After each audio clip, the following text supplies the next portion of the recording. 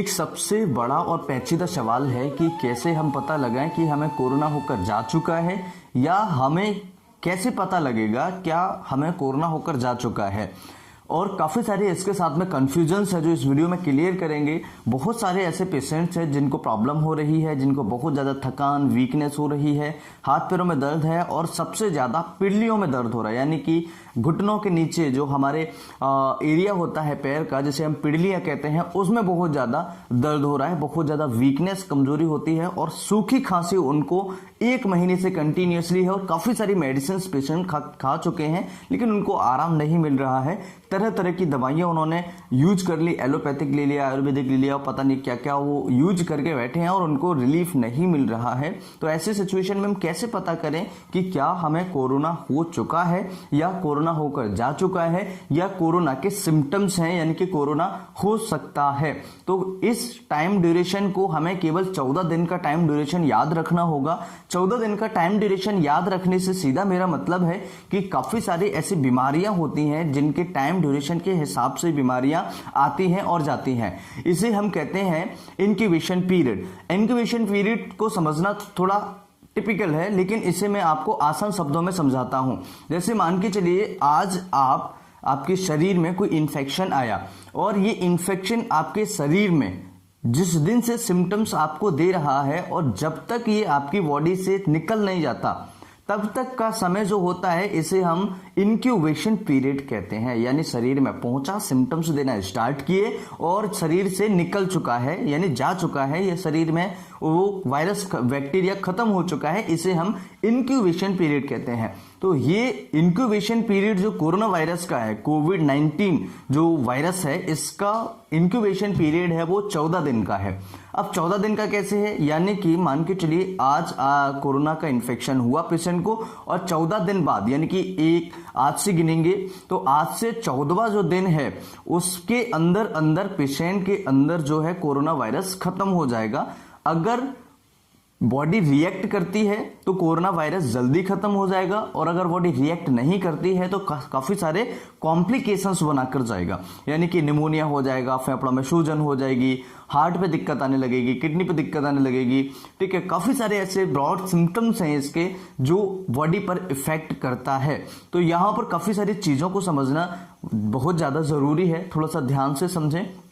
कैसे समझें? जो पेशेंट को कोविड अभी नहीं है या जिन पेशेंट को कोविड हो चुका है या जो पेशेंट कोविड से होकर जा चुके हैं या पेशेंट को कोविड होने वाला है, काफी सारे ऐसे पेशेंट्स हैं जिनको 15 दिन पहले, 1 महीने पहले, पिछले साल या 6 महीने पहले बहुत ज़्यादा थकान हुई हो, बहुत ज़्यादा खांसी हुई हो, बहुत ज़्यादा सांस लेने में थोड़ी बहुत तकलीफ हुई हो, सांस फूल रही हो और ऑक्सीजन चेक करने पर ऑक्सीजन का लेवल कम हुआ हो। तो ऐसे पेशेंट्स में हो सकता है कोविड के माइल्ड सिम्टम्स जो हैं देखने को मिले हो, यानी कि पेशेंट्स को पता ही नहीं चला और कोविड उसको होके चला गया। ये हो सकता है आपको 15 दिन पहले हुआ हो, या हो सकता है आपको 1 महीने पहले हुआ हो, या हो सकता है आपको ये 6 महीने पहले हुआ, या हो सकता है आपको 2020 में जब कोविड आया था उसी टाइम पर ये सारी प्रॉब्लम्स हुई हो। तो ये सारी चीजें अगर किसी पेशेंट्स को हो चुकी हैं अभी तक तो हो सकता है कि कोविड उसको जा चुका हो और इसके साथ में फीवर भी है।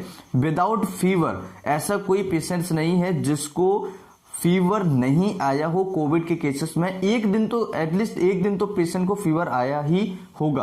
तो ये सारे सिम्टम्स, क्या क्या सिम्टम्स थे? बुखार आना, बहुत ज्यादा कमजोरी होना, खांसी होना, ऑक्सीजन लेवल कम जाना।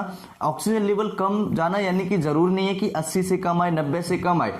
ऑक्सीजन लेवल अगर आपका 93, 94, 95 के आसपास था, अगर 94 से स्पेशली कम था तो हो सकता है कि पेशेंट को थोड़ी बहुत प्रॉब्लम हो, माइल्ड सिम्टम्स पेशेंट को होकर के चले गए हो कोरोना के और पेशेंट को पता भी नहीं चला हो। तो ये सारे सिम्टम्स अगर किसी को होकर जा चुके हैं, जुकाम खांसी होना, पेशेंट को बहुत ज़्यादा थकान, वीकनेस, कमजोरी होना और उस पेशेंट को बुखार होना, ऑक्सीजन लेवल कम होना, 90 से 94 के बीच में होना। ऑक्सीजन लेवल जो होता है हमारे शरीर का वो 94 से 99 के बीच में पर्टिकुलरली नॉर्मल माना जाता है। तो बहुत बड़ा कंफ्यूजन होता है, काफी सारे कमेंट्स में देखता हूं कि सर नॉर्मल ऑक्सीजन लेवल कितना होता है। सिंपल, आपको कुछ नहीं, 94 से अगर आपका ऑक्सीजन लेवल कम है तो हमें अलर्ट हो जाना चाहिए, और अगर 90 से कम आ रहा है तो हमें इमीडिएटली डॉक्टर से कंसल्ट करना चाहिए, और अगर 80 से कम आ रहा है तो आपको तुरंत हॉस्पिटल में एडमिट हो जाना चाहिए। एडमिट तो आपको तभी हो जाना चाहिए जब पेशेंट का ऑक्सीजन लेवल है जो 90 से कम आ रहा है, तभी डॉक्टर्स आपको एडमिट कर देते हैं, और ज़रूरी भी है क्योंकि उस पेशेंट पे निगरानी रखना बहुत ज़्यादा ज़रूरी है। इसके अलावा अगर किसी पेशेंट को स्मेल जा चुका है, यानी कि थोड़ा बहुत जुकाम हुआ, बुखार हुआ और पेशेंट का स्मेल चला गया, और ये हो सकता है आपके साथ में 20 दिन पहले हुआ हो, 2 महीने पहले हुआ हो, या हो सकता है आपको 1.5 साल पहले हुआ हो, 1 साल पहले हुआ हो, ये सिम्टम्स अगर किसी पेशेंट को हुए हैं तो हो सकता है कि उस पेशेंट को कोविड होके जा चुका है और पेशेंट स्वस्थ हो चुका है, पेशेंट को पता नहीं है कि मुझे कोरोना होकर जा चुका है। अब यहां पर पता कैसे लगाएंगे कि हमें कोविड होके जा चुका है, इसके लिए कौन सा टेस्ट कराएं?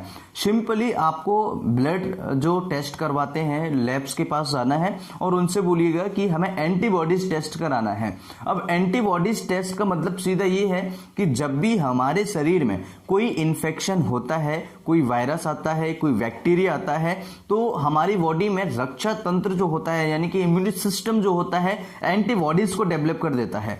जब एंटीबॉडीज डेवलप हो जाती है तो इसका मतलब है कि उस पर्टिकुलर इन्फेक्शन से लड़ने के लिए हमारी बॉडी में बॉडी गार्ड खड़े हुए थे। अब ये बॉडी गार्ड यानी कि एंटीबॉडीज जो है कोरोना वायरस होकर जा चुका है, तो ये आपको प्रेजेंट यानी पॉजिटिव आएगा, एंटीबॉडीज आपको देखने को मिलेगी। और अगर पेशेंट को कोरोना के इन्फेक्शन अभी तक नहीं हुआ है तो हो सकता है कि उस पेशेंट को एंटीबॉडीज नहीं मिले। अगर एंटीबॉडीज नहीं मिली है और पेशेंट को कोरोना इन्फेक्शन होकर जा चुका है तो ऐसे पेशेंट्स में कंफ्यूजन रहता है, क्योंकि यहां पर एंटीबॉडीज नहीं बनी है तो पेशेंट रिकवर कैसे हुआ। विदाउट एंटीबॉडीज पेशेंट रिकवर कर ही नहीं सकता है, तो यहां पर सबसे बड़ा कंफ्यूजन होता है। तो यहां पर हो सकता है कि या तो ब्लड टेस्ट गलत है या फिर पेशेंट गलत है जो कह रहा है कि मुझे कोविड होकर जा चुका है, राइट। तो कोविड होकर अगर किसी पेशेंट को जाएगा तो ऐसे पेशेंट्स में एंटीबॉडीज डेवलप हो चुकी होगी या हो जाएगी।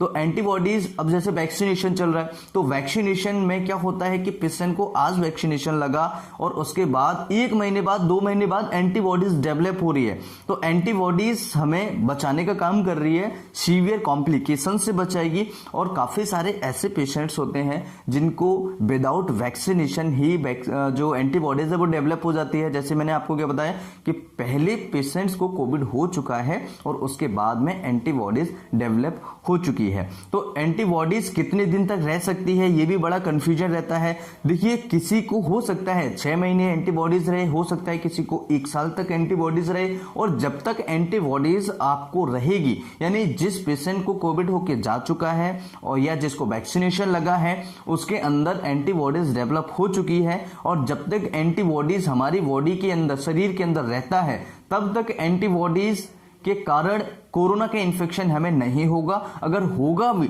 तो थोड़ा बहुत प्रॉब्लम होगी, हल्का फुल्का बुखार आया, जुकाम खांसी आया, और एंटीबॉडीज हमारी उस पर अटैक करके उसे खत्म कर देगी। इसके साथ में 2-डीऑक्सी डी ग्लूकोज जो मेडिसिन आया है, ये ग्लूकोज के रूप में, मतलब कि ग्लूकोज एक्चुअल में नहीं है, लेकिन होता क्या है कि ये जो वायरस होता है ये ग्लूकोज को ज्यादा खाता है, और ग्लूकोज को ज्यादा खाएगा तो क्या होगा, शरीर में एनर्जी कम हो जाएगी और ये ग्रोथ करता चला जाएगा। तो ये क्या करता है जो वायरस है, और जो 2DG है, ये मेडिसिन क्या करती है, इसे चकमा दे देती है। यानी ये जो वायरस है ये समझता है कि ये ग्लूकोज है और ग्लूकोज समझ के इस मेडिसिन को खा लेता है, पाउडर फॉर्म जो हम पानी में घोल के दे रहे हैं इसे ये खा लेता है और इसको लगता है कि एनर्जी है। जब ये मेडिसिन इसके अंदर जाती है तो इस वायरस को क्या होता है, ये अपना काम करना धीरे धीरे कम कर देता है, इनएक्टिव हो जाता है, क्योंकि ये मेडिसिन का वर्क ही ये है।